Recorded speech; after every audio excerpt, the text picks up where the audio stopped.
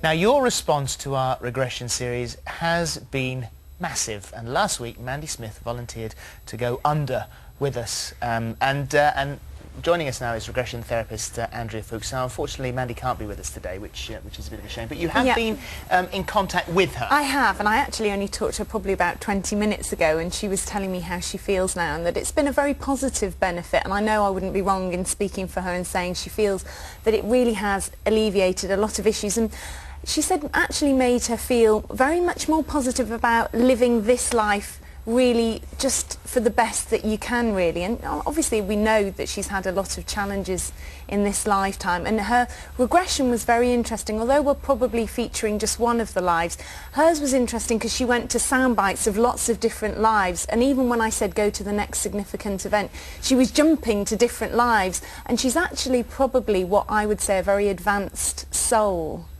How interesting. We've got her one regression story, which we're going to concentrate on, but you mentioned the other ones. Hopefully, I think we've got a sort of cut together of some of those other sort of hopping lives, so we'll show you those as well. And the other thing is that when people have been asking me what happens when you go to regression therapy and why would you want to, it's not a party trick. No, it's not a party trick. It is what you consider to be a therapy. Yeah, and it's trying to understand all kinds of issues that you've got, whether they're illnesses, some of which you can alleviate, some of which you can cure completely. I don't make an absolute statement that everything can be, but you can definitely work on many, many issues, alleviate the symptoms, understand the complexities of relationships as well that we have with people, and go, all makes sense now, once you see the bigger picture. So before anyone starts, they sit down with you and you say, what do you want to get out of this? What are the issues in your life? I mean, we won't discuss Mandy's because A, they're quite public, but B, there are things that obviously I mean, the way I approach it is, I mean, it's a 2-hour session to begin with. You may need to come back again or not. I mean, because we're only showing small sound bites here, it's hard to get the fact that it is actually 2 hours. The whole thing, the first time, takes 2 hours. And for the first sort of half an hour or however long it takes to tell me about your life and be as honest as you can about the issues that you've experienced in this life, the complexities of your relationships with, you know, from childhood, because I do not just this life, I do inner child therapy, which is regressing you back through this lifetime to any issues that might have happened that have affected you on a subconscious level, and we can heal as well. All right, well, shall we have a look at Mandy's let's have a look life? at Mandy's This is Mandy's first life, a life that we had much more detail on, and a life that later on we will investigate. Here is Mandy Smith. I've had regression done once before. There's a few things from years ago that I'd like to sort of find out about myself from sort of childhood, a few things about how I suffer health-wise. I think my ideal past life would be sort of like the Roman times, and sort of also around Cleopatra and stuff. I don't know, I just sort of see myself there, really sort of in a toga, and maybe I need to go to a party. What year is it? 32. 1932. Do you know what your name is? Ida, I-D-A. Rowan. Are you married at all or not? No. What's his name? John. What's his surname? Truesworth. Do you know what your address is? 42 Coles Road, Manchester. And where do your parents live? If they're still alive, I don't know. No, they died. What were their names? Teresa May, John Robert. How old are you? Oh, I'm 46. We're just going down the street with all the children. I just got all these kids around me. Are they all your children? No. How many children do you have? I lost mine. You lost yours? Yeah. How did that happen? What happened?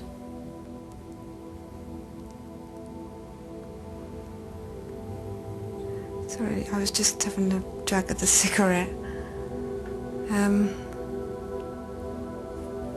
I had to give them away. Why did you give up your children? They were too naughty.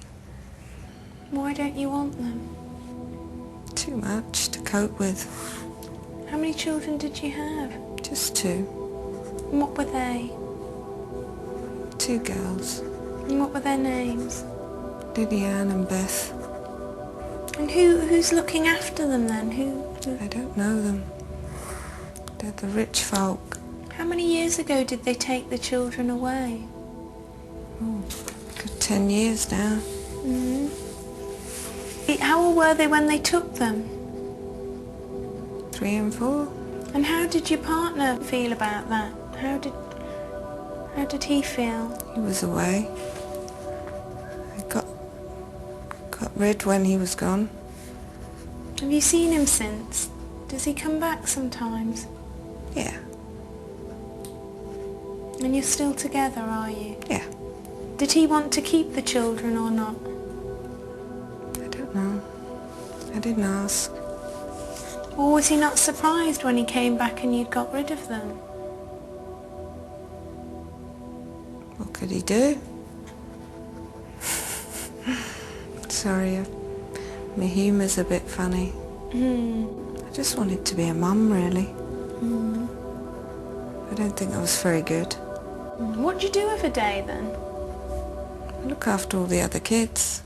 So you look after other people's children, but that's okay? Whose are these other children then? Just from down the street. Just allow yourself to go back to that lifetime where you were Ida Rowan. She always had something to tell you but never told. She'd lost half the arm. She cut off her arm because she couldn't look after those children. She cut off her arm? She did it to herself? Yeah. Why did she do that? Because she couldn't look after them. It didn't hurt as much as leaving the children. Why did she do that? What was her mental reason for doing that, really? She just couldn't live knowing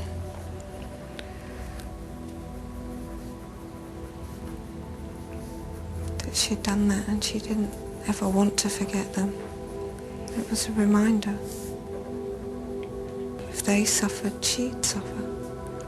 Just go to the last day of Ida's life. Where did she die? Just in a small flat by herself. She was crying. Where was the flat? 62. Leighton Place, Huddersfield. And what did she die of? Old age and a broken heart. 1, 2, lighter and lighter, 3, 4, lighter and brighter, 5, 6, coming out of it, 7, 8, eyes open, 9, 10, wide awake. Oof. Wow. Right, Very tortured Traumatic. life. Yes. Yeah, and hence that's why a lot of the regressions we're seeing here are traumatic, because we're looking for issues that people haven't dealt with in that lifetime. So when the soul left the body or whatever, how they felt at that point of death seems to be, in the evidence that I have for regression, what people seem to bring through with them on a level that causes all kinds of problems in this lifetime. Into the next. Into the next. They're carrying that through lots of different lifetimes. Does that mean then as well? that for what people would say was, you know, he's an old soul, she's an old soul, someone who's been here a lot? I mean, do you end up dragging baggage through from each one of those lives as you come through? Do you get more complex and more hung up? What I seem to realise is that the important thing is, it seems to be that at the point of passing over, to die with a clear consciousness, it doesn't actually matter what happened in your life. It's your thought process at the point of passing over. If you can think, you know what, I can let it all go, no matter how complex it was, that seems to be the key thing to not carrying that through with you to another lifetime.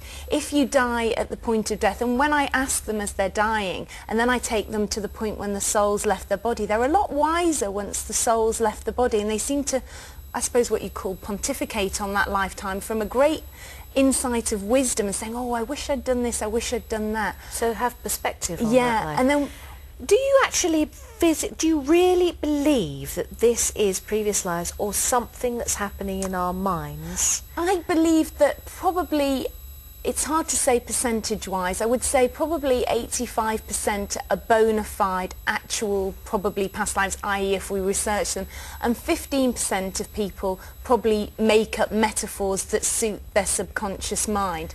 Mandy's was a very interesting one because when I'd say go to the significant event, she was snapping into other past lives, so I had to then bring the lives back again to try and make a full picture and a story. So in hers, I would be surprised if all the dates and times added up because I wouldn't expect it She said at one stage there, which was fascinating, and I've not heard it in any of the other people that we've talked to and that you've regressed. She said, "Oh, hold on a second.